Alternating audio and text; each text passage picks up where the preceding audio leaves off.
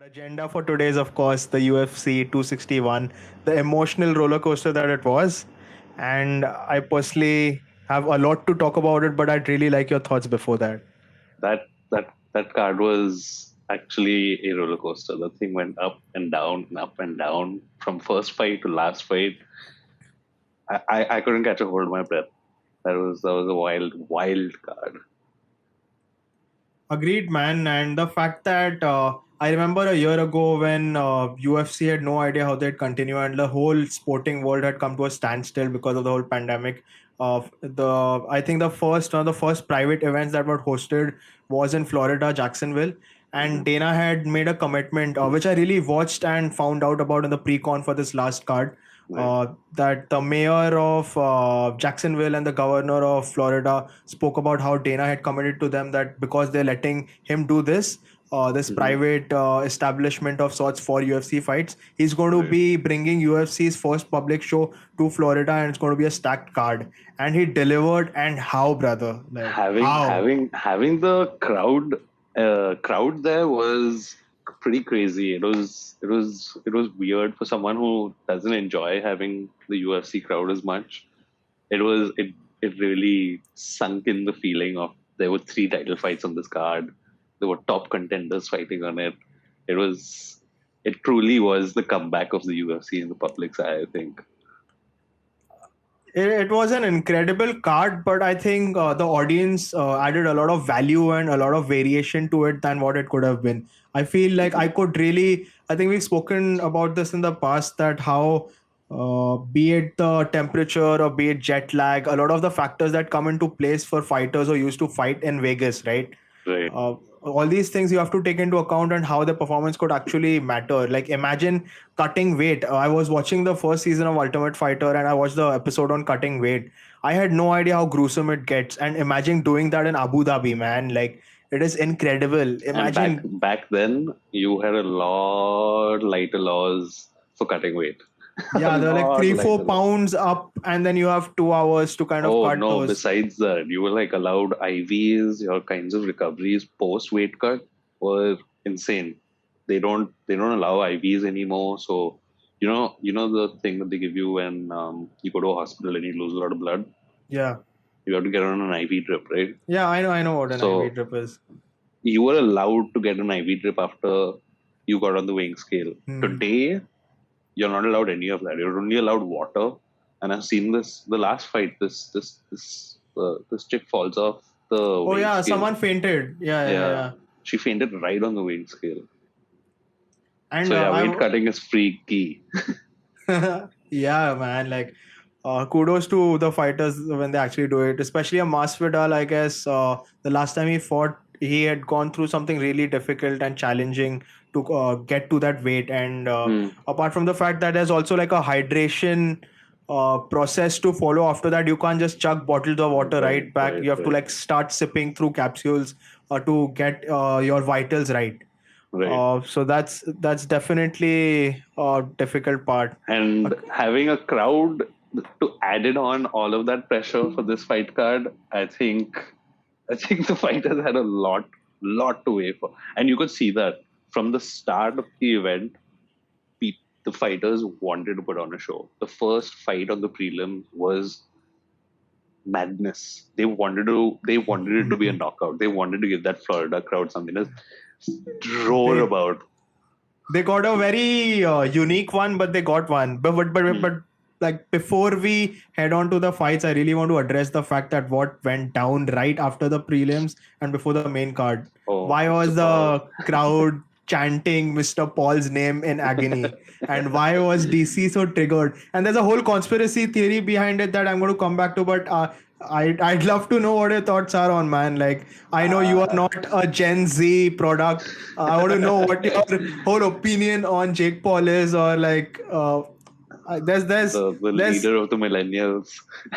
there's a labyrinth of information out there that suggests otherwise, but I personally find this to be an entire I wouldn't say scam would be the right word, but a pretense. It's like Mhm. WWE, or it's like watching a movie in real life, man. It's hilarious. It's a very well produced movie. Yeah, it's a very well produced movie.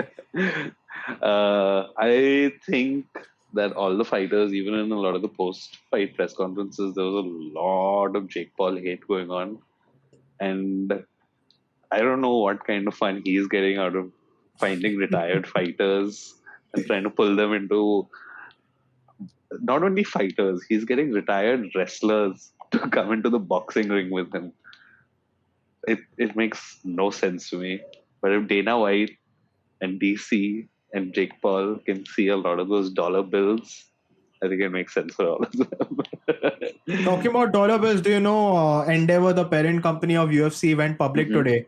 They were planning an Right. IPO for over a year, and the last time they had to pull out because of the whole pandemic situation and them kind That of is having an investment crazy. from Saudi Arabia pulled out.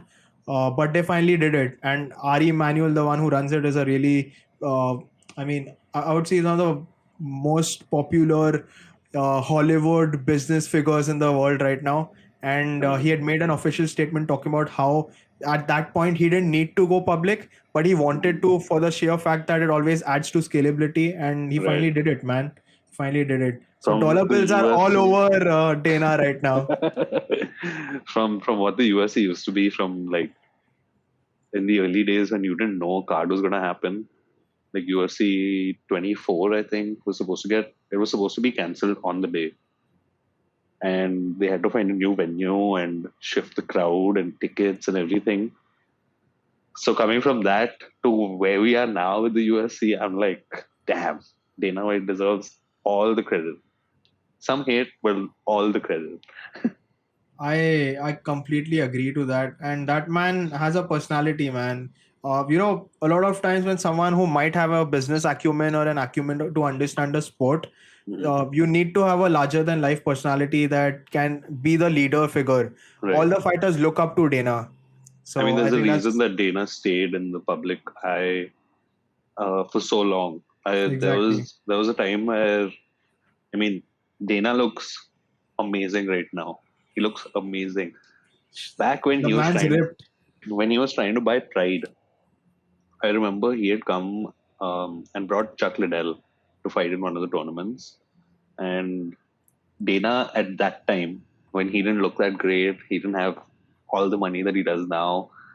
He came on stage, he challenged Pride fighters. He said, I've got Chuck Liddell here to beat Pride. You know, it's UFC versus Pride. It was, Dana White's a man. The man's got cojones, Yeah. Truly has got cojones to go and challenge the company and buy it later. and knowing this, right, knowing where the hardship, not the hardship, but the journey he's had, Hmm. that's what pisses me off when YouTubers like Jake Paul come and talk about, I can buy you off, I have more money than you have. Man, no, that guy made $400 million when he sold his stake to Endeavor, Hmm. and now he's probably making a much more in like perpetuity or whatever the contracts Right. say. But the fact that I've found out, I've watched Brendan Schaub's last podcast and Hmm. understood that apparently there's a possibility that Dana's in on the whole Jake Paul gimmick purely because of the fact that he was hanging out and being interviewed by a influencer group called Nelk Boys last week, and they Right. share a manager with Jake Paul. So imagine Oh. what a mastermind that guy has Oh. to be able to get Jake Paul flown in private, and he knew the fact that DC is going to be triggered Hmm. and come and confront Hmm. him and the whole audience. It's just generating hype, man. If it's true, like imagine how big of a mastermind he's been to like build this up and subtly just like get that guy Dana's a into your show. genius. I think we've already established this. He's a genius. And I think it makes total sense for him if he gets a cut of either Jake Paul's paycheck or whoever DC's paycheck. I think it makes all the sense in the world. But I don't even know if DC fighting Jake would make that much of a difference to Dana. How much, like, is DC still under contract to them, fight wise? I don't think that's a fight that'll ever happen though. It's more of a fantasy fight. It doesn't make sense weight class wise. It doesn't make sense age You wise, and you say there's this the nothing to same get out week. of it. You say this the same week that Logan Paul versus Floyd Mayweather got booked. Oh my God, I'm sorry. Yeah, the world's a nasty place right now. I hope Everyone's looking at someone that dollar bill right now. it hurts somewhere. I really enjoy entertainment. I really enjoy the fact that the I mean, it's sport a we've show for been us. yeah, I really enjoy the fact that the show we've been consuming for so long is about to become mainstream. And Mm. I just have these people following me. They're like, bro, we skip through your stories because you post so much shit about like fighting and what is that. And suddenly last week, they're like, oh, did you watch that Masvidal Usman fight? Bro, that was a It's stacked insane how card. much it's grown. It is insane how much it's grown. Especially now you're seeing this, and I used to be that person for you. Absolutely, man. I would never take that credit away from you. Where you send me memes now, and I'm like, oh, Abhishek's watching a lot of fights. Yeah, it's grown into me. But hopefully, there's a lot more to consume and Mhm. there's a lot more to talk about. But circling back to the last weekend's card, This card, yeah. uh, let's talk about what went down with Anthony Smith and Jimmy Crute. Oh, that was a weird finish, huh? Leg kicks, man. What a time leg kicks are happening in our generation. They were Absolutely, and I talking about like how Anthony Smith's past fights have been. I did see a lot of speed, man, for a light mm, heavyweight. I don't see that much for speed someone they often. were calling for retirement because he's gone into like being in front of the camera. They were saying Anthony Smith is probably done.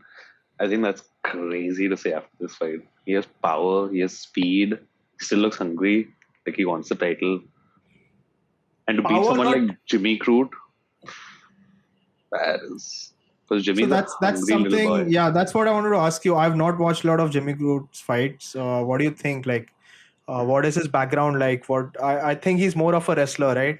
No, he's one of those kids from the new generation who's like he's Prize fighting all round. brawler.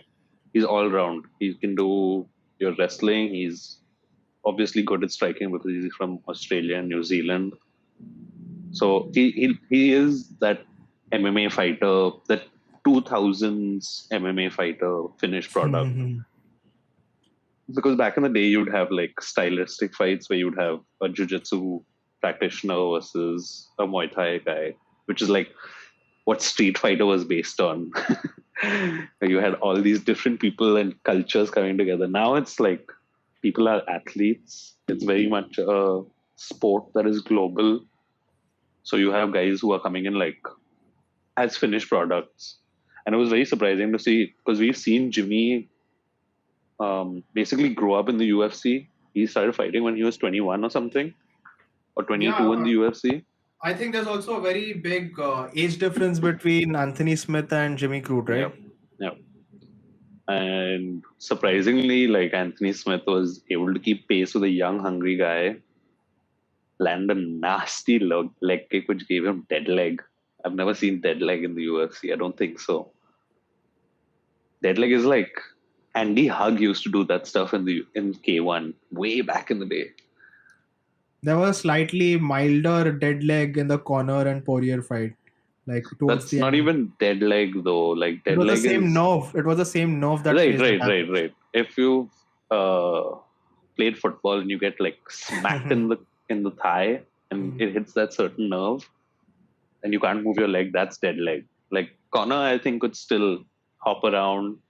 Also, Connor's gas tank we don't know about. So whatever. Let's not get too distracted. Let's not get onto the Conor McGregor hate. Yeah. This is No, no, no, supposed no, to be no. No mainstream. hate, no hate, no hate, no hate. We only appreciate. No hate, we only appreciate.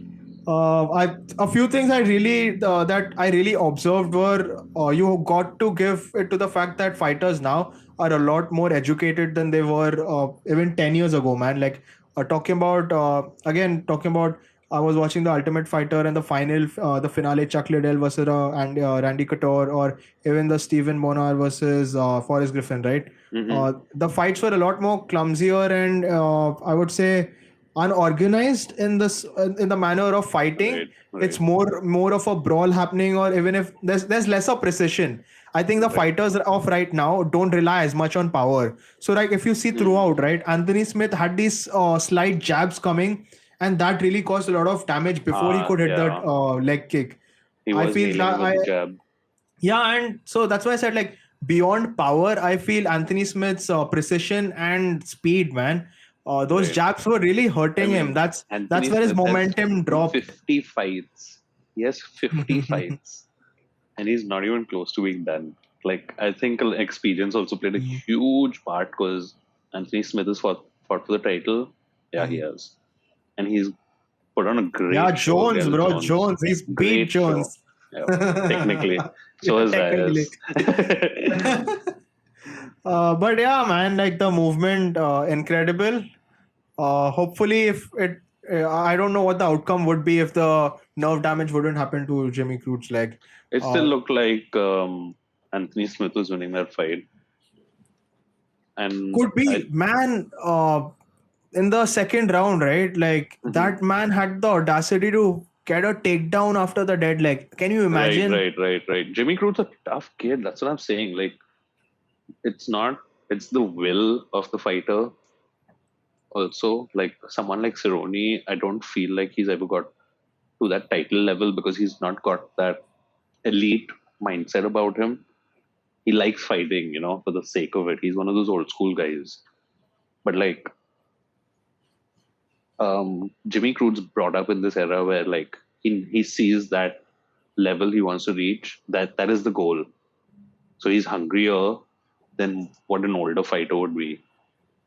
It was actually very surprising to see because a lot of people were talking about Anthony Smith leaving the sport. So Yeah. imagine someone who's already said I'm retiring compared to someone who's like I want the title next. And this guy is suddenly, oh, I'm back.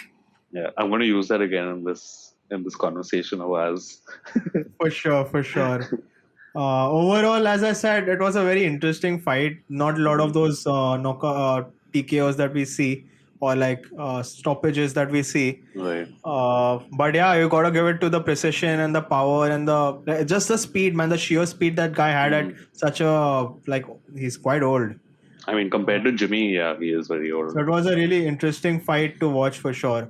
Hmm. Uh, and yeah, like uh, no one would have ever thought how the fight after that would go. Oh Uriah Hall. God. Uriah Hall after firstly I want to take a few seconds to appreciate Uriah Hall. He's one of the most underappreciated fighters I in love him. middleweight. Have you You've got have you watched to his season of Tough? no, I'm going to get onto it. Must do, must do. I love Absolutely, Uriah man. Hall. Oh, That guy is one of the most underappreciated fighters right now, and I think he should be next in line probably after a few more fights for Izzy or whoever the champion is back then. Like ahead, I think he needs a title shot ASAP, man. middleweight's got a lot of juice right now, man. You can't. I don't know. Even Weidman talking about his plan. He said that I'm going to fight Hall, and then I'm going to fight the title fight and defend it once, and then I'm out. I don't think it's that easy to get a title shot at middleweight. I don't. I don't think so. You still The have probable contenders right now to me, it's just there's Vettori, Marvin Vittori fighting, of course, the next fight. Bobby There is, Knuckles. oh yeah, of course, Bobby Knuckles is next in line. Hmm. Who else do you see? I don't think a Kevin Holland would ever be considered before a Uriah Hall. Uh, I think it's That's highly actually that's unlikely. actually a very good matchup to make right now. Is he versus Kevin Holland? Yes. Not on No, paper. no, no, no. I'm talking about Uriah Hall versus Kevin Holland. That is a good fight. Either man, like if either it's Izzy, Uriah Hall, and Kevin Holland. They're all Mhm. ferocious. That's what Right, counts. And on paper, it might not look like it, but I think it'll be a very interesting fight to watch. right. Uh, so yeah, let's hope soon. Izzy's booked right now, so I it makes sense for the Uriah Hall thing. Could But be I coming back can't to the I fight, can't right? I can't get over. the whole Weidman situation. Like that is the worst way for karma to bite you back in the ass. Man, like it was Like painful to it's watch. come full circle finally after all these years. But do you think there's any sort of intention in something like this? Like ever the way you raise your leg to guard No, the leg kicks? checking kicks are, it's just natural to Muay Thai. It's actually not even.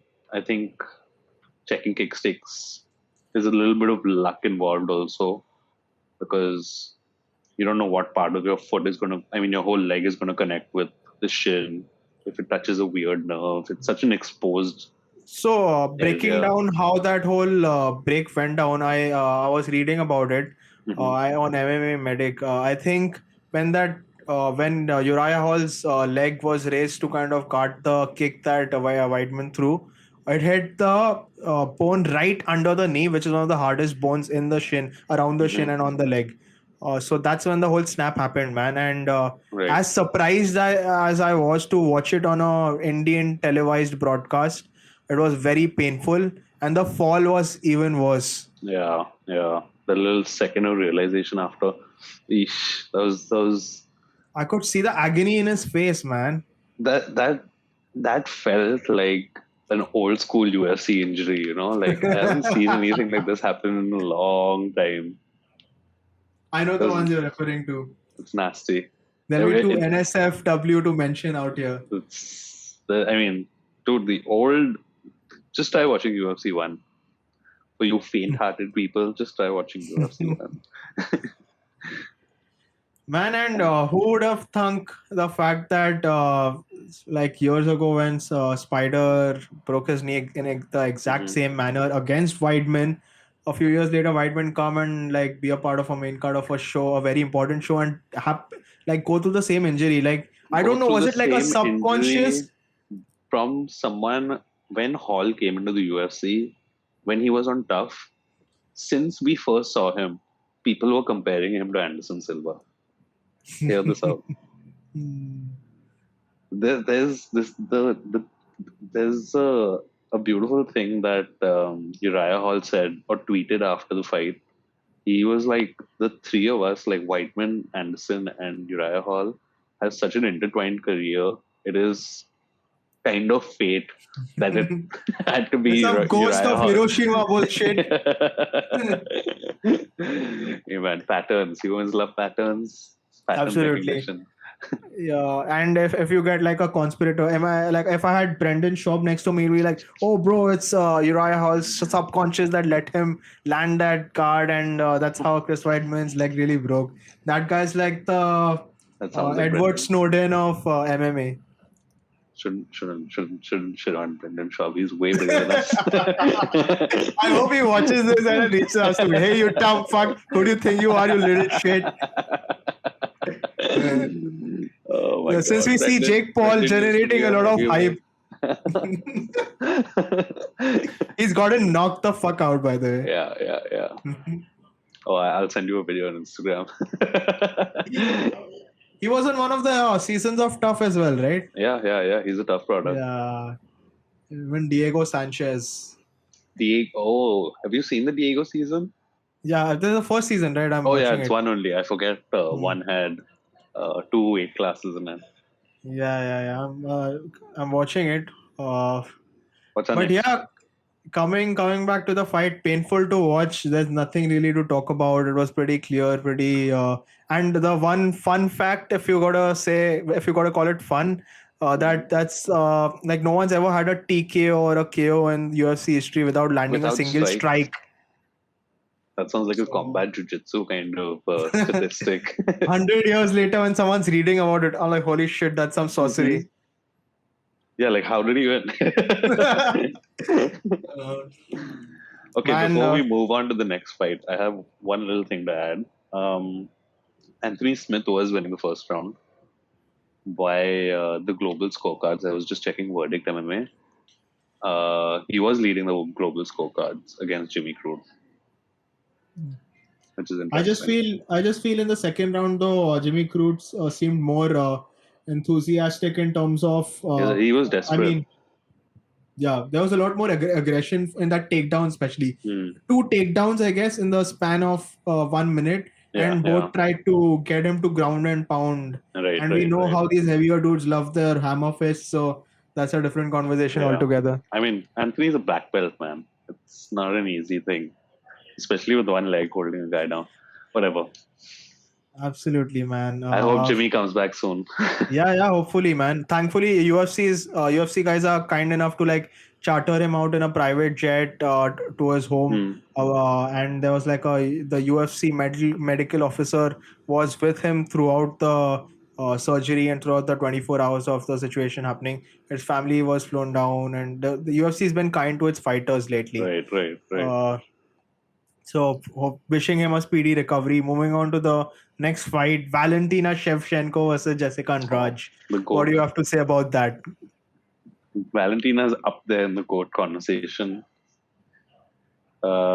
Sweep. I think she left. How could you even score that fight for Jessica? I think both the rounds were 10-8s, 10-7s maybe.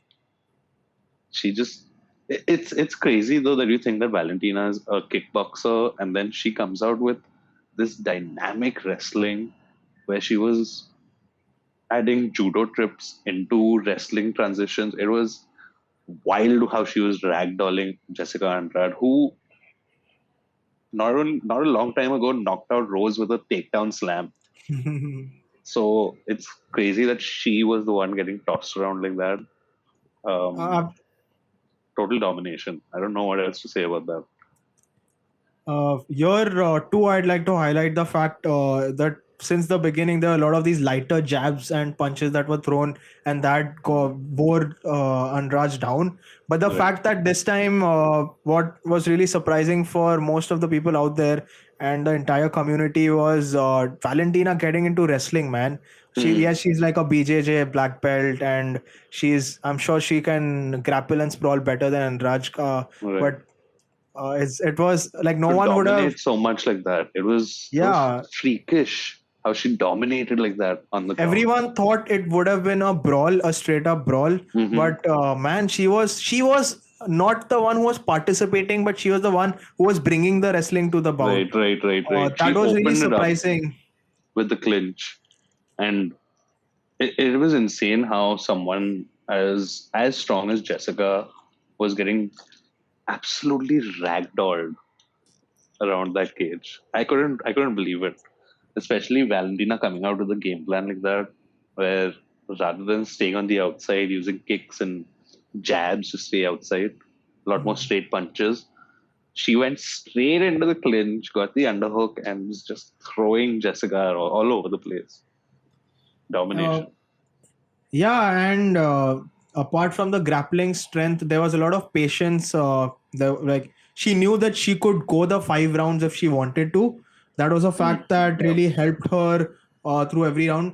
The fact that towards the end she had Andrade down, all she had to do is like lock her into a crucifix position, Mm. and she really tried a lot of times before it really happened, and then Right. beat her face out entirely. It was just very, very surprising to watch her. Those elbows. Oof. As soon as you saw the blood coming out of one of those cuts, I was like, stop it. There's no escape for Jessica. Just end it now. End the damage. Imagine being at the other end of it. Like, who would you ever be able to even like assume how painful it must be, and to carry the fight, you have to give it to Andrade to like grounded elbows are nothing to be fucked around with. Oh, So not at all. Not at all. They cut you so easily. There's a reason that they're banned on the Asia side of the world. Like ONE FC and all, I don't think they used to have elbows for a long time. ONE FC has grounded knee, man. Like, what else That's do pride. they need? Pride rules, man. What else do they need? Yeah, for me, it was pretty clean. There were no doubts on who, even if it went to decision, who the whole bout would go to. But Uh, now, after such a dominant performance and owning her division for so long, who do you I put know on where the you're top? coming at. I know where you're Where do coming at. you? There's only one. Amanda. There's only one name, Amanda Nunes. Exactly. She's the It's funny how she's one of the most dangerous women on this planet right now. But the fact that after winning a fight, she gets a child and like gets a belt with Becomes the a child in her mother. hand, becomes a Yeah, mother. Man, that yeah. was so. I mean, it's like I can't imagine being A again at complete the change other of end of it. perspective. Absolutely. Um, and like seeing her in the corner for Nina just fought, I think. Nina answered of a wife. And seeing her in the corner. Oh, yeah, Nina just fought Mackenzie. And seeing Amanda in the corner with the daughter, and oh god, it's surprising that someone who's who has that image now is like a killer. Is the number one killer. I would pit her against Jake Paul any day. Any day. Yeah, man. Any Absolutely. day. Take my money now. Uh, who do you think? But forget whom. We're pretty clear that Amanda Nunes could only be the one who'll stop her. What weight class do you think she'll fight at? Because currently Valentina's fly. She can fight at bantamweight, but Amanda Nunes already conquered bantam and featherweight for women. Hmm. And featherweight for women is no joke. I think before that, either a Holly Holmes or a Chris Cyborg could move up to that weight class. But when they That's the only have two been people you thought. yeah, Yeah. but even they've been fighting for the longest on bantamweight, and And they they're got anyway. starched. They met the hard place, which is Amanda Absolutely. Nunes. So I don't think having it at either. I think having it at catchweight works the best because it's not necessarily. Um, I don't think it should be a title fight for either of their belts. I think it should be a fight for the women's BMF, let's say, because it's the two goats for the women's divisions fighting. I think that I, does the best without damaging either of their legacies so far. Just if Dana gets comfortable with doing super fights, that's all. but I think this one's going to be Amanda Nunes versus Valentina 3, by the way, if this one's Yep, yep, going yep, down. yep. So I have no idea about the outcomes of the first two bouts. Uh, I so think Amanda won both of the first two bouts. So yeah, this one's going to be challenging, especially with Valentina's past few records. I Hmm. personally feel that this, if they're to decide on a scale of a pay grade for either, it would make more sense to fight at a flyweight, just because of the fact that it gives Amanda Nunes the opportunity to become a triple weight champion. Right, Plus, right. I would say Valentina is way more comfortable at a flyweight than a bantamweight. So I think it'll be Hmm. a very for both Does either have like good outcomes to get out of it. does Amanda Nunes, who was fighting at 145, make that weight though? I don't know if she does. I don't know if she does. Both of the fights that happened earlier were both at bantamweight. Amanda won both of the fights by decision, and they were both 5 rounders. So Oof. could be, could be, could be not as given as we think it is. Could be just it's all Amanda, and especially after her her death row in the recent couple of years. I don't think it's best to mess with her. But Yeah, then, what other fight do you make for Valentina? That's the only one. absolutely, and everyone's been saying that. Hmm. I love the dance she does at the end, man. So both have these personality traits that make you love them instantly. They're not the hardcore, I would say, scary human being persona that they're Mm, trying to put up. I think because a lot of these fighters who do that is fake. So it's right, great right. that they have that human touch, the post-fight dance and the post-fight getting a baby into the octagon. I love one thing about the UFC I've always loved is how they let people just embrace their own culture. Like you see Khabib, he wears the hat. You see Valentina, she's doing her cultural dance. You see Dwala Shwali, who's going to fight on this next card. He's also got one of those shepherd Eastern European hats. I like that. One of my favorite shows on the UFC YouTube is The Thrill and Agony. Just seeing the different camps and the human side of these fighters is Oof, beautiful. absolutely. There's a whole lot, It's a a very movie. different conversation to have talking about the real sides and the stories that these fighters have, especially someone like an Ngannou, right? Hmm. We'll get onto it, but I think before not taking away the limelight from this card, I would like to discuss Thug Rose versus Zhang Weili. The Thug moment I fucking jumped out Rose. of my seat, I was all over the place when that knockout happened. I couldn't believe it. I, like Zhang Weili, saw a leg kick. Mm. But it was straight to the head and it knocked her out, luckily, and not me. But damn, Rose wins in fashion. She wins in pure fashion. There's I would say the same point that I made for the Anthony Smith and the Jimmy Crute fight. There was a lot of speed and precision at Rose's end. If you Hmm. see, her movement was intense in the first round itself. Like Right. there was the few seconds into it, she's you're there, and there was just no way that Joveli could actually encapsulate what was going on. Hmm. And so it was a in that moment is the decision that counts. Right. The kick was completely decisive, landed straight to her face, and Completely disguised also. Like, Zhang Weili thought it was a leg kick all day long. And the way she switched it up to the head was crazy. The thing is, I was watching Rose on Ariel, I think yesterday or today, and she was like, I mainly studied what Sanchai was doing because Zhang Weili last year, she was studying a lot of her stand up under Sanchai. And a lot of that flary stand up where you like sell a lot of with your shoulders and your hips. Um, I think Zhang Weili was doing a lot of that in this fight, and Rose immediately saw it. Immediately saw it, and that head kick was just perfect, perfect. there I was don't a think there's gap. yeah, I don't think there's any arguing. Also, I thought I saw Zhang Weili talking about it was an early stoppage and stuff like that. In no chance was it an early stoppage. Absolutely, there was a straight kick to the head, high kick, and there were punches following it. Yeah, Keith Richards was the sorry, Keith Keith Peterson. Peterson. Peterson was the guy who has had initial even earlier. A lot of times, I think he's had claims of early stoppages by other fighters, and I think By one significant fighter, who was it that made that comment about him coming Dominic Cruz. drunk and oh. He got Dominic Cruz gets knocked out and says Keith Peterson has smelled like cigarettes and alcohol. Now Uh, do they miss the Big John, right? oh my god, best referee ever, Yeah. and he had a I, Gracie Jiu Jitsu black belt. man, I love Herb Dean as well. I just love his Mm, reactions.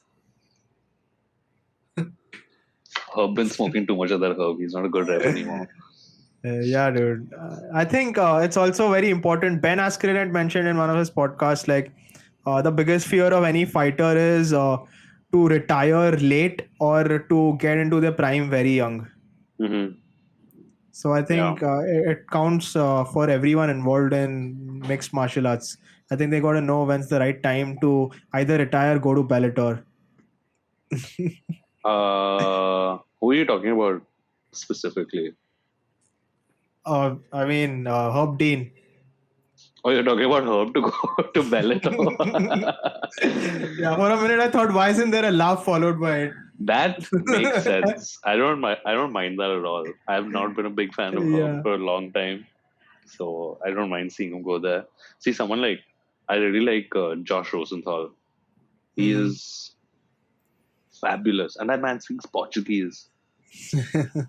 So can you imagine the communication? It's a lot easier.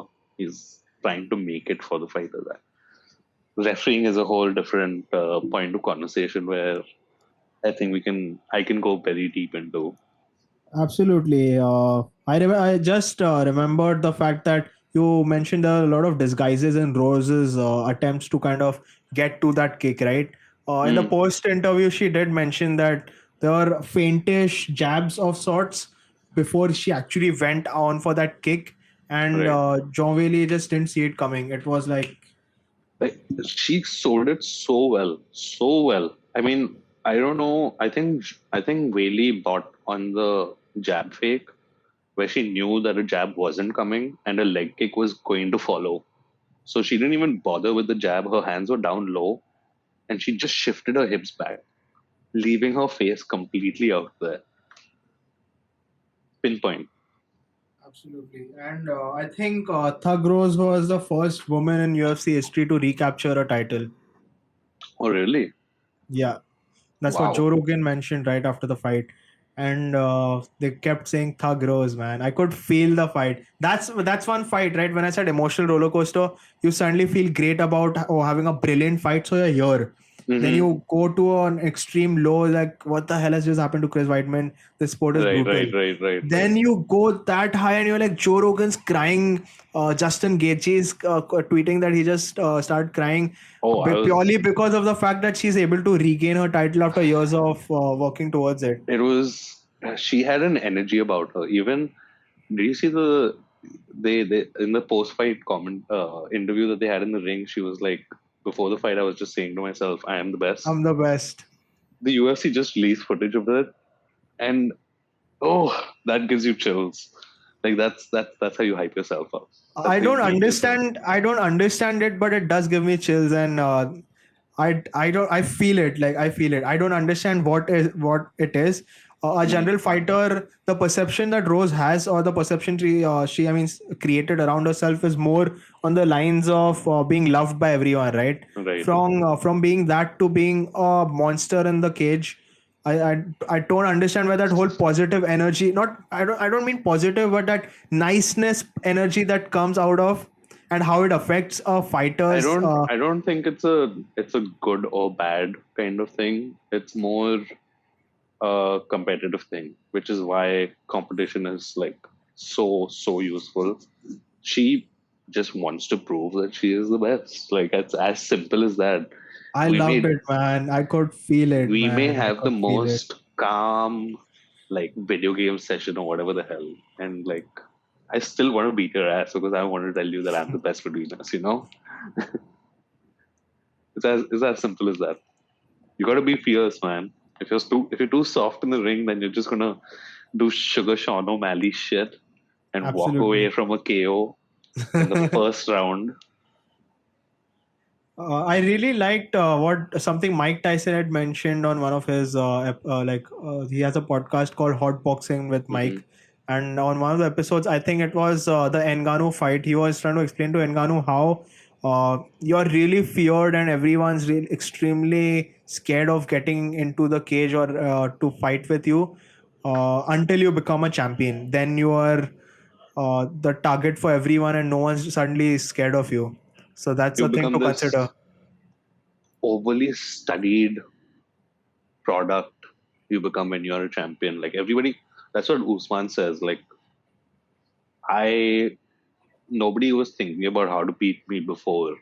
Now that I'm champion, everybody only thinks about how to beat me. It's not like I'm thinking about how to beat Colby. I'm thinking about how to beat Jorge. They're thinking about how to beat Kamaru because he is the pinnacle of that division. I wouldn't. That's we'll come to that talking about Hmm. why I don't agree with the fact that he's pound for pound best. That's I think that's a term that gets thrown around very easily these days. We'll come to that for Right. sure. But yeah, getting back to this fight, man, everything was great about this fight, and I would really, I can't anticipate who Rose's next opponent will be, but I definitely watch the Mm. fight no matter what card it is like. Moving Maybe on to Joanna our again. I said maybe Joanna again. maybe it's not clear. Everyone else has a hype around it, around Mm. their every champion I feel has some sort of hype built around them. Like, oh, Kamaru is going to fight Colby Covington. Valentina is definitely going to fight Amanda Nunes. For Rose, I Hmm. don't think there's like a guaranteed contender or a Right. guaranteed, uh, basically something sellable, right? For the UFC, I think it needs to be Mm-hmm. sellable. And at strawweight, it's just like something very difficult to find. Considering I think there are very less amount of fighters in that division for even for women, right? No, there's a decent amount of fighters. There's just very few women who have the same knockout power that Joanna and Rose and Zhang Weili have. Like Jessica Penny got smoked the last time she fought. Do you think an Yeah, immediate rematch with John Whaley would make sense? I think I because think a she rematch makes did sense. she did make a statement in like the post-fight conference, but her translator didn't kind of translate it well, and later it came out on the internet. The fact that she's ready to go and she's ready to fight Hmm. again, I mean, and she's got 90 days suspension, which she has to deal with first for getting why knocked is out. that? She got knocked Oh, out. yeah, Yeah, yeah, yeah. a minimum KO, 90 direct days. KO. Yeah. So she's going to have to deal with that. But I don't see. I think that's a good idea because it's a trilogy fight. It's 1-1 right now. Yeah, man, and one and how like there's Hmm. just so much history. So yeah, I think that's the real contender. Yeah. Moving on to our next fight, the main event. The main event. The Kamaru holy Usman grail of versus this. Jorge Masvidal. Am I pronouncing it right? Jorge. There's a lot of like Jorge. Jorge Jorge. Masvidal, game bred Come on. Masvidal. What's Scarface, man? You'll get the pronunciations perfectly if you watch Scarface once. Yeah. Talking about scarred faces, I hope Masvidal didn't have one after that Oof. fight. Masvidal had whiplash. He Man, was and I'm sure he his was team really whiplash. regrets pouring that water on his face mid rounds, because boom, and then we could see the water flying all over the cage, and it added to the VFX of the whole That was end the to old the school. That was the brilliant old card. school boxing, like EA Sports Fight Night 3 kind of knockout, where you just saw each droplet of sweat and water just come off him.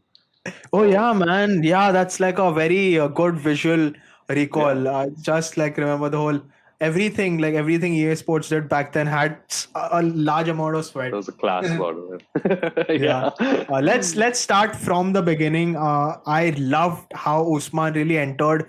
I don't really recall how it was during the Gilbert Burns fight, because I think that was like right in the middle of the pandemic, and Hmm. there were a lot of focuses on how the people entered. This time, I love the fact that he entered dancing to like a very Right, the Afrobeat Nigerian song. music. Yeah, and I just loved the way he carried himself throughout the press con, throughout all the shows. I love He's his a real demeanor. champion. I The love eight his million demeanor. dollars of purse, you can see right now. You can see it Allegedly, allegedly.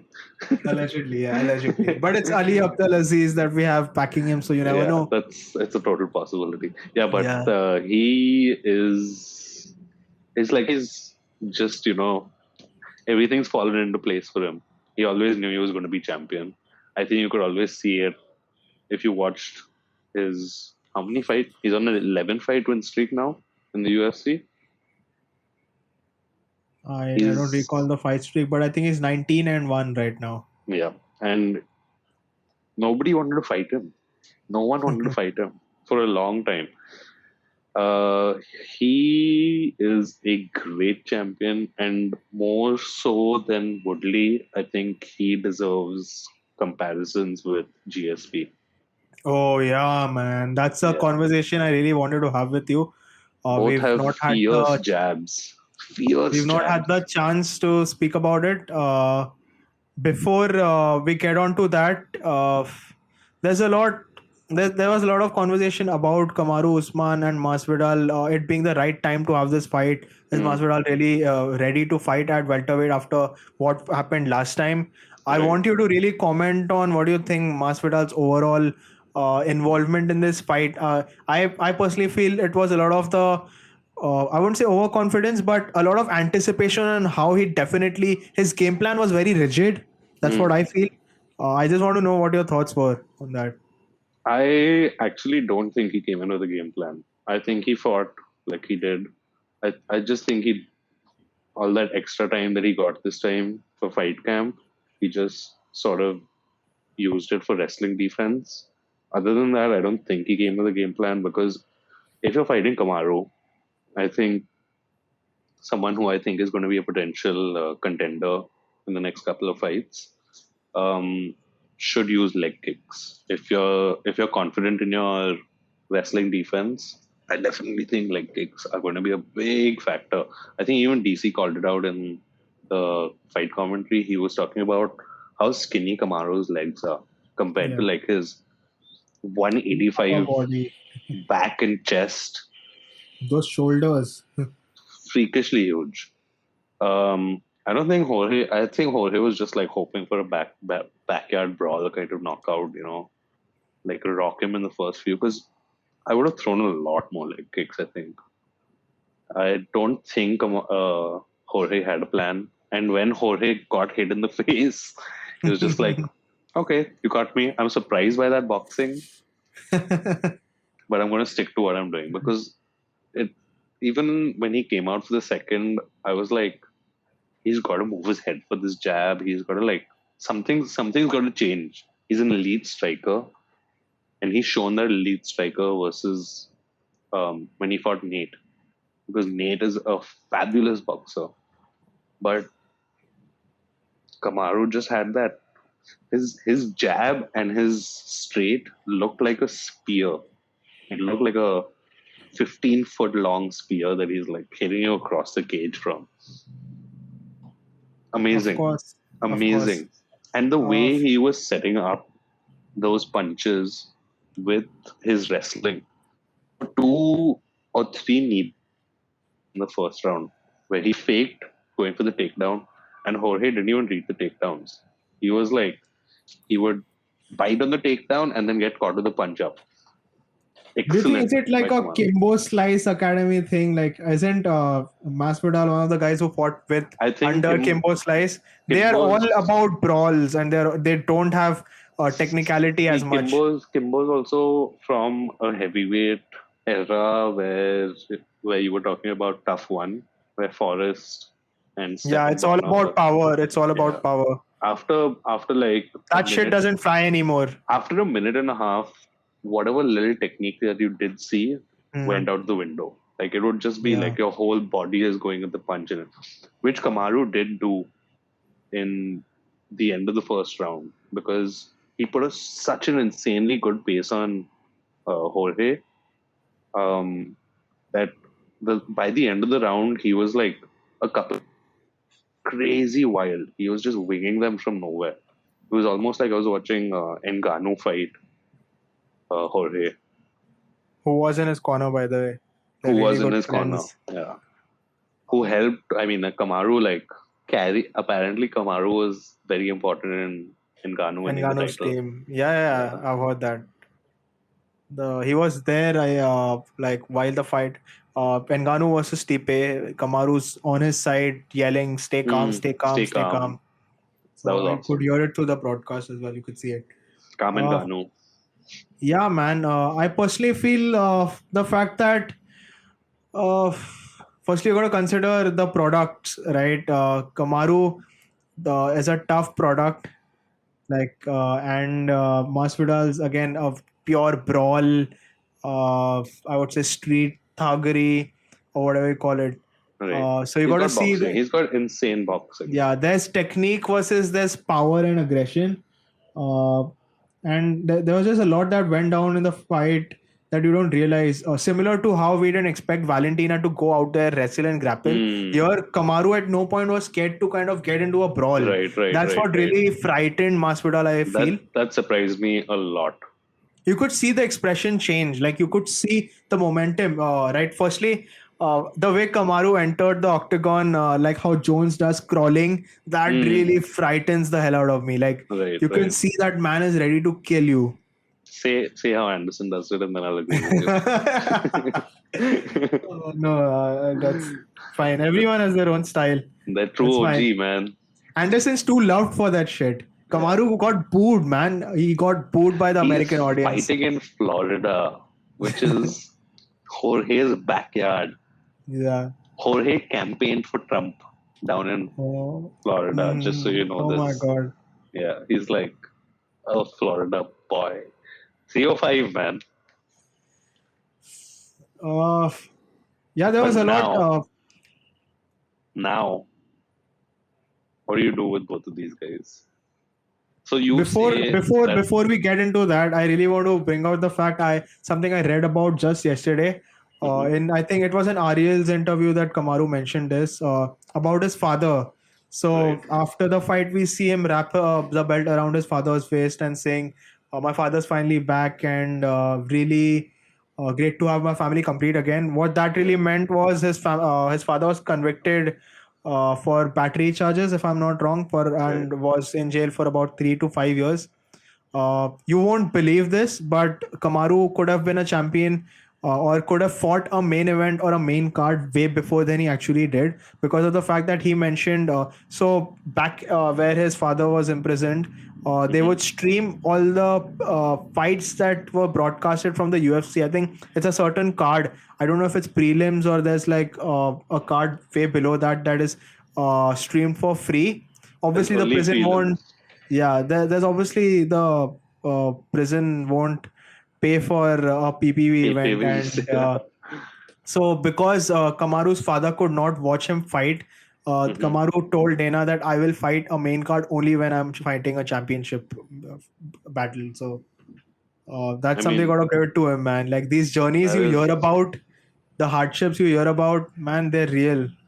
Yeah. And Kamaru especially because there was a long time where he should have been in the top five, but nobody from welterweight wanted to fight him. Nobody wanted to fight him. Nobody was calling him out. Nothing.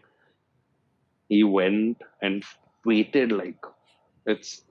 I'm pretty sure he could have fought twice in a year, but he waited for a couple high ranked guys to finally get that title challenger shot. I love how after the fight, Leon Edwards is like, "Yo, man, I've been saying how Camebreds shit since the beginning." Says the guy who ate the 3 piece in the soda.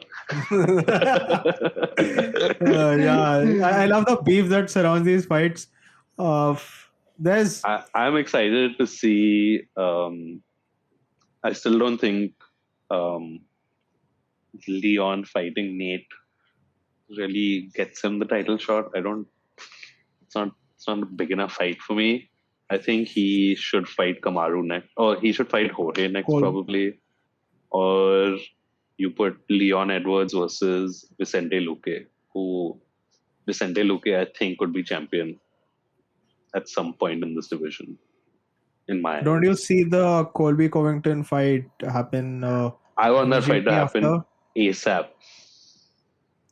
I think Usman should fight Colby.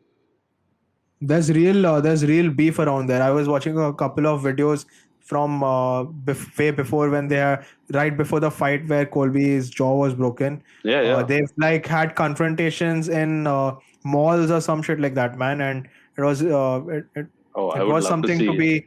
It was Love to see Colby get knocked out again. yeah, it was I think a lot on the lines of intensity wise of what Hmm. Jose Aldo and Conor had outside of the octagon. Yeah, yeah. But Jose So and Conor was okay. Yeah, but makes total sense. I know what you mean. yeah, right. You also got to consider the fact that Masvidal was a Strike Force product. Yeah, I just hope that now with all the hype built around these guys, I hope that they can do a world tour in the sense like how Jose Aldo versus Conor was, where they did covered the whole globe. They did press conferences all over the place. Yeah. I hope they get an opportunity to do something that good because that division 170 is so stacked. It is so Mhm. stacked. Every fight there is fun. I can't think of any fight outside of the top. I mean, inside the top 10 that's not fun. I I also want to think see Wonder Boy all fight so bad. three. Oh, absolutely, man. He's missing out on a lot. Hmm. I personally feel all those three of those divisions, lightweight, welterweight, and middleweight, are Hmm. stacked right now, man. Yeah, yeah. Beyond the top 10, there's always like some competition for the under five, like the 5 to 10 fighters. There's Right, always right. never, and there are a lot more newcomers that probably can climb up that rank, and every Hmm. fight is just like creating an entire mess in that whole division. Right. All of those three divisions.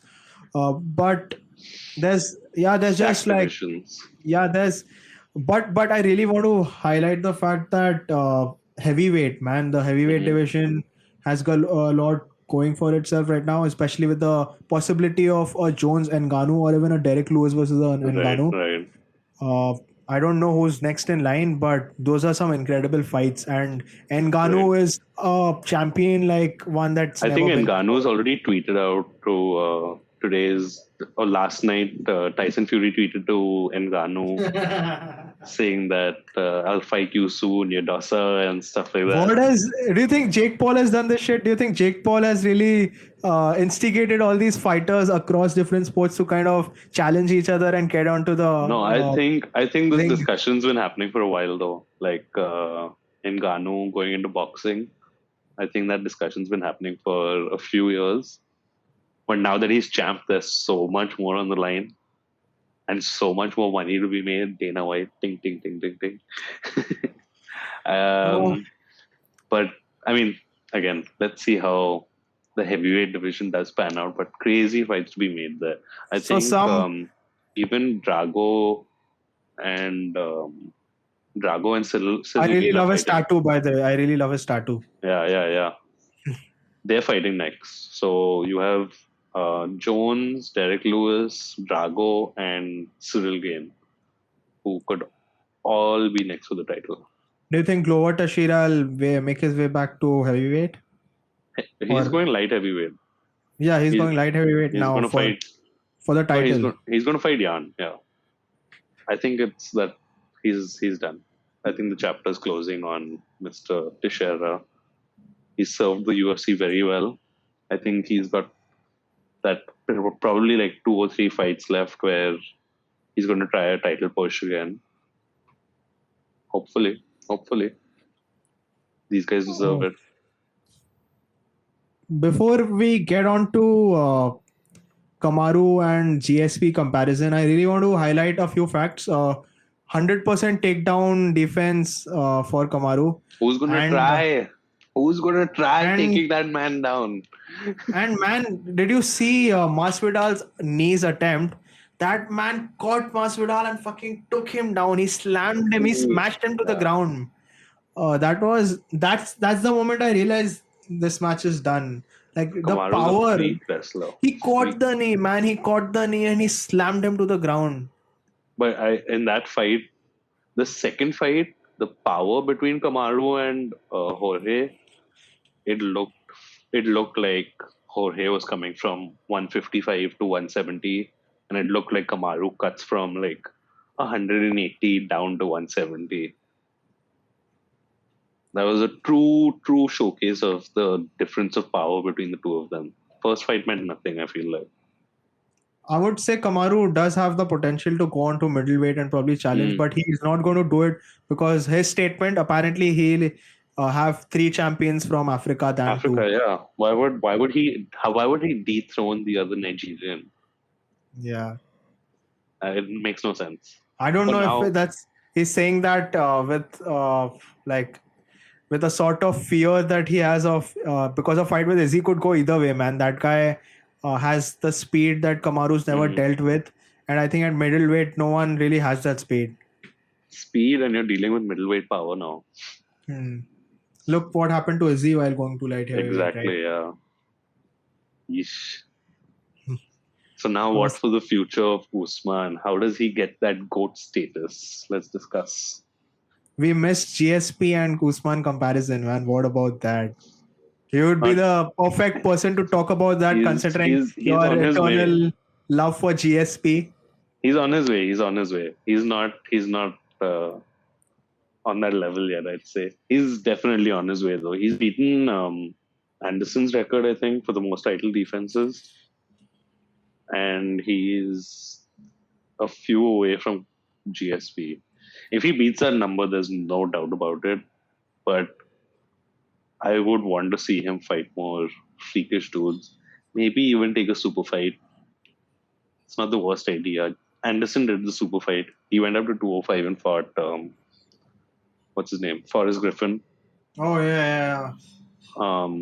And he didn't need to at all. So if you're not getting all those, if you wiped out your division, it makes total sense to do the easy thing and like go up a weight class and have a super fight over there. Or But the or record. you call out Nick Diaz, who's apparently coming back. Oh my You get that big god. paycheck, and then you retire. Oh my god. That's Then who cares about the GSP comparisons? there's just so many different conversations we need to have about fighters individually, the backgrounds, the past. We'll do for sure. Right. Hopefully, this will get somewhere. I really want to say though, we're all talking about Kamaru Usman being P4P best and him reaching GSP's dethroning GSP off his record. But you got to give it to the fact that GSP had that record at a way younger age, and GSP is also retired a lot earlier and gone to Hollywood to kind of pursue that Oh, I don't think he's fighting passion. ever again. Yeah, so I don't see him coming back again. So it's obviously a No, no, no. fantasy fight, but he achieved the same record way younger than how Kamaru is right now. I mean, that's fair. And with all of Kamaru's personal problems in his household, it's a given. Like everybody has their own journey, regardless of what the final outcome may be. If Kamaru can still manage to catch up, and in terms of numbers, if he can put on another show and just wipe everyone in that division, or who dares to step into that division, then it's kind of undeniable. For now, though, in terms of P for P, I might have to give it to Kamaru. Who else is there? Is he? What are you saying, man? He just lost to Jan. I love Izzy.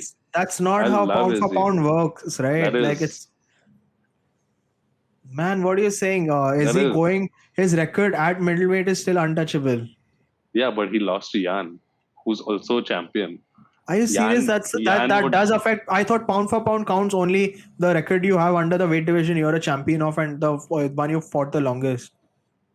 Mm, see, the definition of pound for pound, you would have to discuss with a lot of people. But I would say I don't think Izzy's in the pound for pound. I think he's up there, but I don't think he's number one. Just that loss to Jan makes a big difference. My only problem though is after every super fight or every fight with like good number of pay-per-views, they're like, oh, this person is the pound for pound best champion. After the Khabib fight, okay, fine, he's the best P4P. After the Izzy fight, they did mention, I guess, if I don't recall incorrectly, I they did don't think mention he's Izzy the is best P4P. Ngannou, they said the same thing. Right, Ngannou they did share, probably has the potential because the kind of people Ngannou's beat down before and come back like someday, Ngannou's yeah, chill out. someday. Probably Get more defenses than Stipe first in heavyweight, man. Oh yeah, man. You can And be the they've said scariest it. man. They've said it about everybody. They've said about Stipe. They've said about DC. So that's what I really don't consider I the think fact Stipe people has be a like. shout of being there because Stipe was most title defenses in heavyweight division, and the heavyweight division is the oldest division in the UFC. Yes. So that's a commendable record to have. I think Jones fights Ngannou and then goes. Stipe is back, and then that's going to be a super fight of the decade But in the why heavyweight would division. I don't know. If Ngannou decides to fight Jones and if Jones ends up taking the title, then there's a possibility of Stipe kind of trying to take his title back, fighting Jones, right? That'll be a very good fantasy scenario, unless Derek Lewis kinds of gets into it and messes everything up. Oh, I would love that guy has the potential. That guy has the potential. He has the power to do so. Yeah. I think he's the one who fought Drago last, right? No, somebody else fought Drago. Oh, actually, was it? Yeah, I think it was Derek Lewis versus Drago. It could be. That's how he said. Yeah, it was him, Volkov. definitely. We should call him Volkov. That's his actual name. Before people start Googling Drago. Drago. Alexander Volkov. They find old Rocky And references. Alexander Volkanovski is a different person, by the way, guys. Yeah. It was an intense card. Kudos to Usman. Kudos to Dana White. Kudos to UFC. Maybe Cardio. Yeah. one point that you made, I initially didn't disagree with. The fact that Kamaru still has the probability of becoming fighter of the year already. I'm just going to give you some facts I have pulled up here. In Right. his 19 fights, of course, the last few fights, he's destroyed Tyron for like 5 rounds, Right. mauled him. He's broken Colby's jaw. Right. He's reversed like heavy damage against Gilbert. He's KO'd and defeated once Masvidal. Right. Uh, so yeah, He's on a Kamaru's an how many? unstoppable force currently. He. I genuinely think that man can be P for P. In who else is there? Who else is? Go through all the rankings and tell me who else is there. If Jones, man, if he beats Jones Ngannou hasn't fought somehow, in time, bro. I'm saying if he does come back with a win, I think there's a possibility he's going to be the best If P he for P. wins at heavyweight, there's no denying it.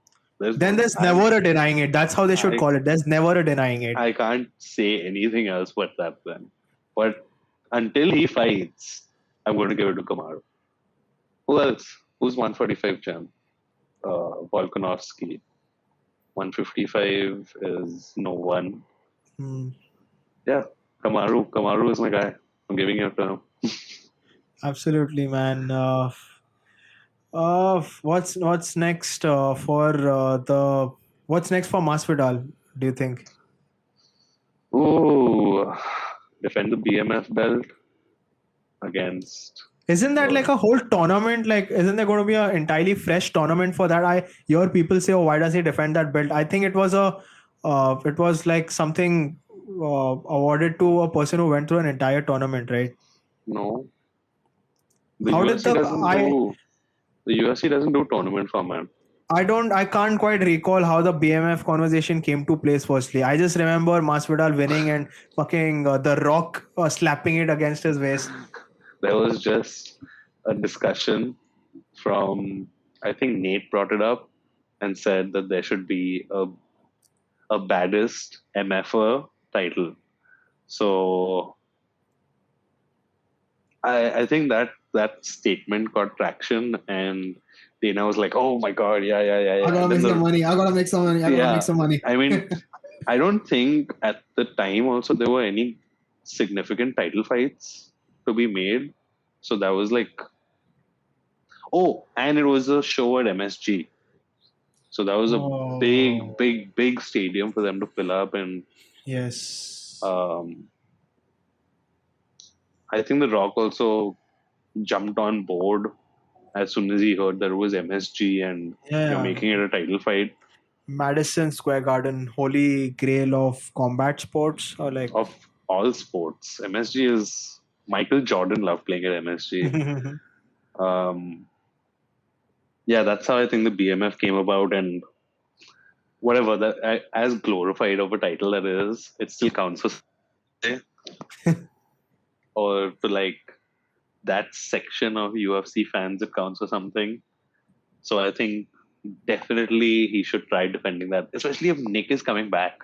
If Nick Diaz comes back to avenge his brother's loss for the BMF title again, perfect story. Perfect story. There's a whole conversation about Khamzat Chimaev calling him out and that being a possible fight for him next, right? Kamzat is a hungry, hungry boy. I don't I think like he's how you use fighting. the word boy. I don't think he's younger than me, man. He's younger than me. Jimmy Crute's younger than me, which is why I can say this. They'd probably smoke me, but they're still younger than me. But yeah, I don't think it makes sense to make that fight. Chimaev is your stick to the path kind of, make it to the title kind of guy. Nick Diaz is more on the, I'll go for the BMF title. I mean, I'll try I to, think the whole Ali squad, right? Comes oh, up. I don't know who he's managed by. I don't think so. He's He's from the same gym, I guess. no. All He's these from guys, Sweden. Muhammad, Khamzat, and all these guys He's train together. no. He's originally from Sweden. He's with a Swedish wrestler called Reza Mohammadi. He used to be an ex-UFC fighter. Ah. Mm. I don't know if they have affiliation with Ali. Maybe the way that this guy is getting clout, it might just be that he's connected to Ali. Absolutely. Hope thankfully now that the whole vaccination drive in the US has bettered a lot of things for the sporting industries, we're going to see a lot more cards with audience. Mhm. Talking about next cards, we have a bunch of stacked cards lined up. There's Right. UFC 262. There's May 16th, Chandler versus Oliveira and Nate Diaz versus Leon Edwards. Hmm. The main cards. There's And 263 on that with card, we also Izzy. have Tony versus Benil Dariush. I'd have to look it up. It's on the same card with Leon and So that's Nick. going to be, I think that has a potential to be a bigger PPV compared to this one. Right, Surely because right. of the fact that there's Nate involved and there's Oliveira and Chandler, surprisingly. But yeah, Mm-hmm. Chandler has a lot of Could eyes be. on him It's right a now. very big card in terms of the 155 landscape. Huge card. It's about, I think, also the Charles Oliveira versus Mike Chandler fight is more about the belief that UFC fans have that if there's a product that's being pulled out of Bellator, it probably has lesser potential Hmm. than the fighters here. So why are you putting someone like that directly to a title fight? Hmm. If somehow Chandler ends up winning this, he's going to be the next cloud guy. Like he's Right, going to be right, the most right. talked For about. sure. Also, a very one of like a very fresh American champion after a while, I guess, True, true, for true. lightweight. Yeah, So he's that's going to true. have all I the think the support. last one might have been Benson Henderson, which is like a long time ago. Oof, yeah. It's a long time ago. Oh no, Eddie Alvarez. He was the last guy. That's also been a while. Yeah. There's so after the Oliveira and Chandler and Nate and Leon card, there's 263, which is Izzy versus Vittori and Figueredo versus Moreno 2. Ooh, that's a Uh, double headliner. double Oof, fucking headliner. that should be fun. That should be fun. Especially Yeah, last man. time Like, between Figueredo and Moreno was like record-breaking number of strikes in the whole fight. oof, man. So, I was in pain just watching that fight. and that There's was on nothing that short can. notice. That was on Yeah, short notice. That wasn't full yeah. camps. This time we're going to see full camps. There's an entire different breed of fighters like these guys. There's Kevin Holland. I don't know if Uriah Hall kind comes under it, but who can fight or who really love fighting because you can see Hmm. it even if it's a shorter notice fight. They always got a show to put up. Right. There's never a fight that you wouldn't enjoy. A Kamaru, you've had fights that you didn't quite enjoy as like a Right. spectator, Right. Right. but these guys always put up a show. Kevin Holland versus Marvin Mittori, man, he was out there. If he had known wrestling, if he had known how to wrestle well, Yeah. it could have gone a completely different way. Yeah. I'm not even Yeah. kidding Yeah. about that. That guy Definitely. threw leg kicks. I That I guy threw think axe kicks. That guy threw punches that were out of even this against planet. Brunson, I think he could have had such a better fight if he just focused on wrestling more. He had potential to beat both of them. And someone tweeted to him saying, "Man, I'm going to book your tickets to Dagestan." And he's like, already on a flight to Dagestan. I hope so. Then he can keep talking. Then no one gets so fried with him and never shutting his mouth. Yes, and 263 is followed by 264. That's of course McGregor versus Poirier 3. Oh, again, nice. I hope Poirier Again, finally the gets his title shot. Conor McGregor, the So fighting Irish. it's a red panty night, as he likes to say. Especially this time, there's a lot of bad blood with the fact that whole donation tiff happening on Twitter, right? Like Dustin claiming that Connor's money never came in. Connor saying, "Your guys don't Listen, give me an account of where the money goes." did you see what Dustin spoke about on Ariel show today? About Very him being about the clear whole about. the whole donation tweets and everything like that.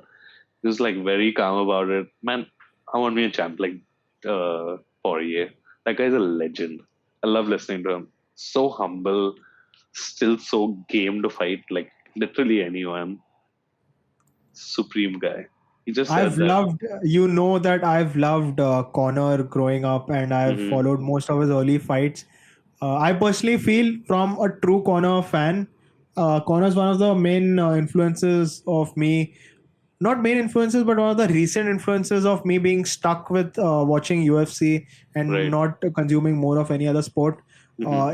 If Conor ends up losing again, I'm going to just find everything he says cringe.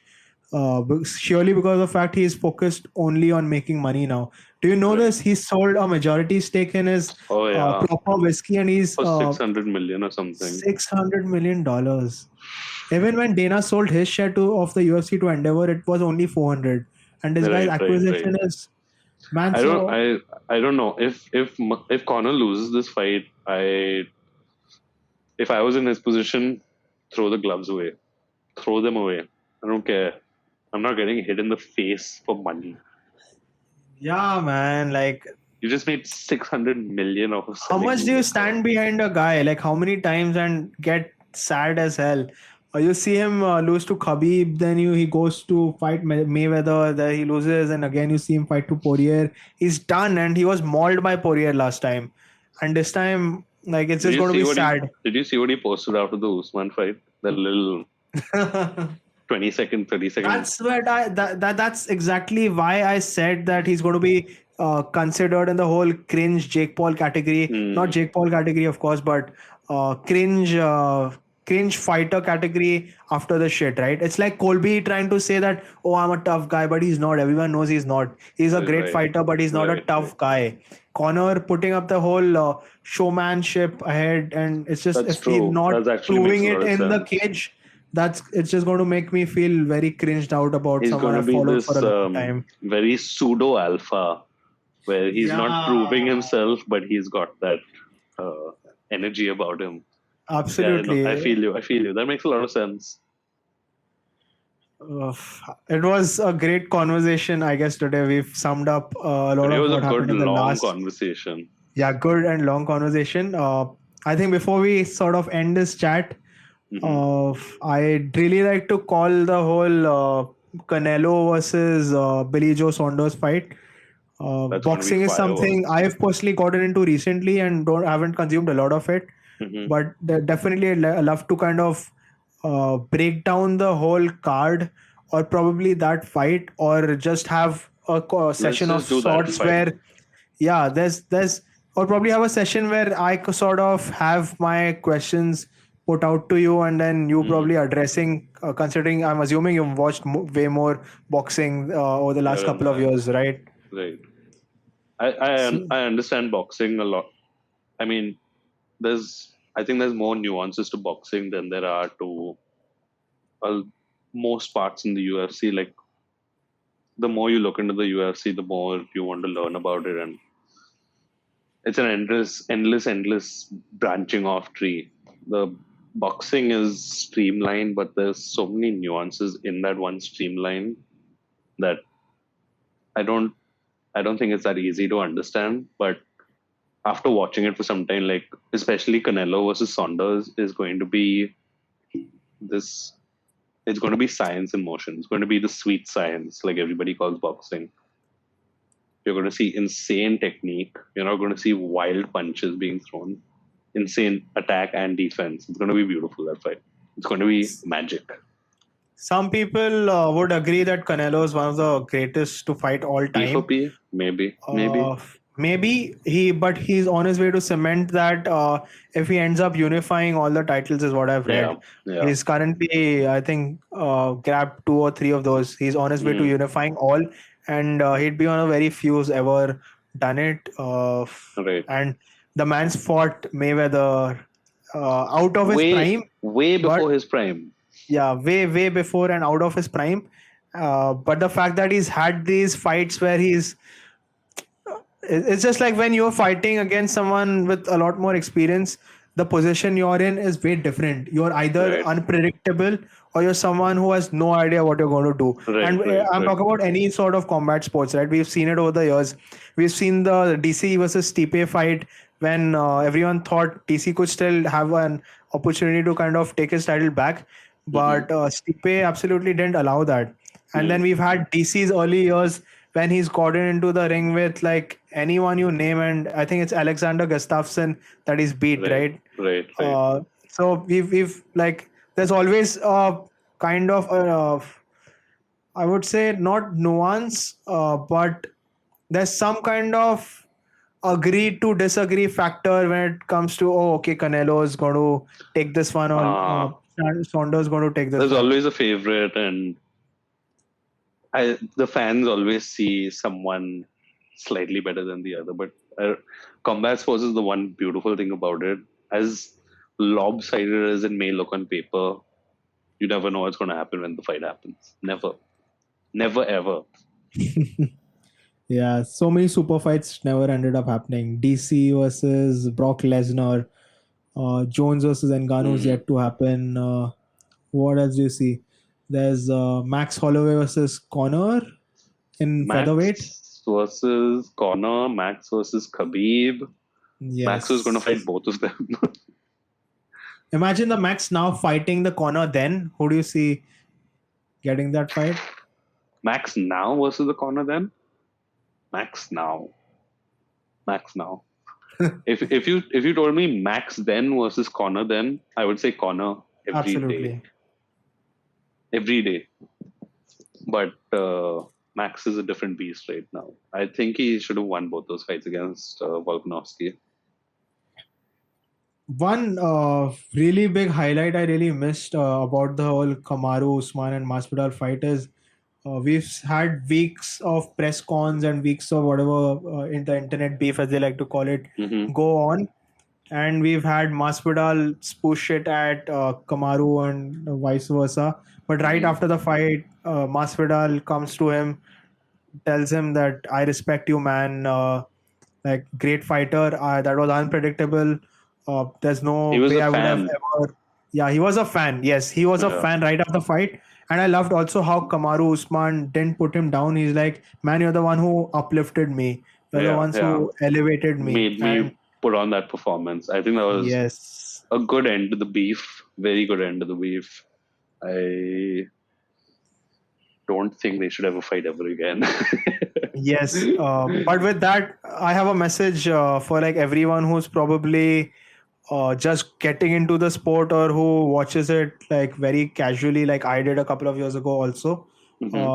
For the longest, I feel people take it as a fight. What I want and people, I really need people to understand is it's not fighting, it's art. Like There's a it's a sweet science respect. to it. It's yeah, there's science, there's art, and there's a respect sport, man. It's a respect sport. It's like if you're coming and like if you're watching a UFC PPV because of the fact that there's Connor tweeting shit about Kamaru and I want to Right. consume that shit. I want to see what's the you go watch something else. That's not. I don't think that's what UFC is all about. UFC is all about.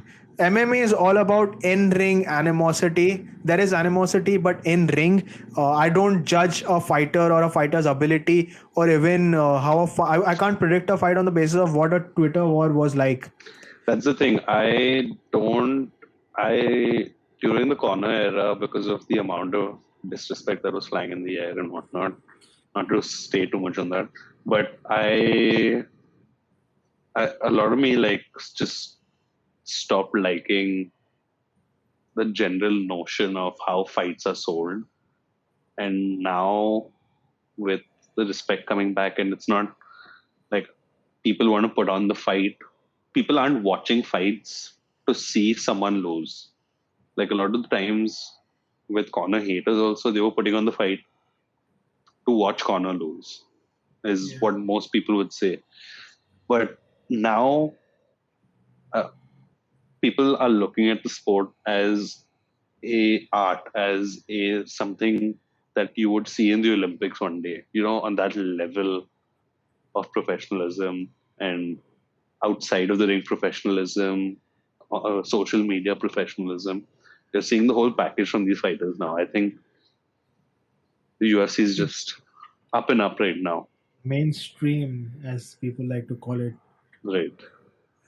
In the zeitgeist, let's say.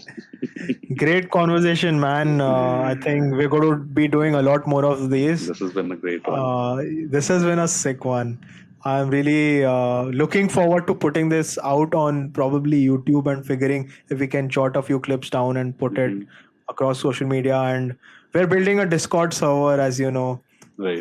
Let's try to keep our friends and family, whoever's a part of it, engaged for the next few weeks and the next few cards, and get them to invite more people to join it. So anyone who's Mhm. probably watching this, I'd advise them to also just hit us up in the comments, and we can send them the Discord link server purely to discuss all sorts of combat sports, but from a Anything, very news, Indian point of view.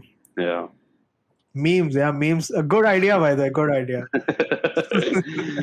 But for anything fight related, anything on this side of the world, hit up that Discord. Check it out.